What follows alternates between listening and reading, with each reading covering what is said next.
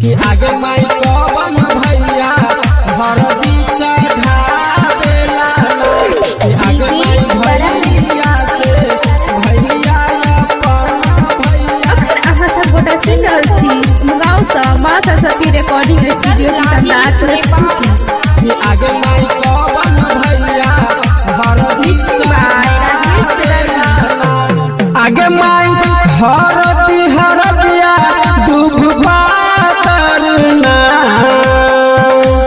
आगे माई हरदी हरदिया दूब पातरना कि आगे माई कवन पापा हरदी चढ़ावेला ना कि आगे माई पापा से पापा अपन पापा ना आगे माई हरदी हरदिया दूब पातरना कि आगे माई कवन भैया हरदी चढ़ावेला ना कि आगे माई भैया से भैया अपन भैया ना भैया ना आगे माई कवन भैया हरदी चढ़ावेला ना कि आगे माई भैया से भैया अपन भैया आगे माई हरदी हरदिया दूब पातरना आगे माई हरदी हरदिया दूब पातरना कि आगे माई कवन बाबा हरदी चढ़ावेला ना कि आगे माई बाबा से बाबा अपन बाबा ना आगे माई हरदी हरदिया दूब पातरना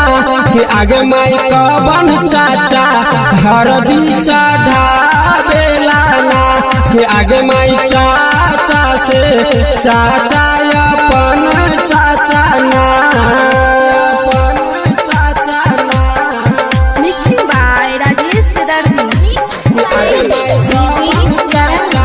हरदी चढ़ावेला ना कि आगे माई चाचा से चाचा अपन चाचा ना आगे माई हरदी हरदिया दूब पातरना आगे माई हरदी हरदिया दूब पातरना कि आगे माई कवन नाना हरदी चढ़ावेला ना कि आगे माई नाना से नाना अपन नाना ना आगे माई हरदी हरदिया दूब पातरना कि आगे माई कवन मामा हरदी चढ़ावेला ना कि आगे माई मामा से मामा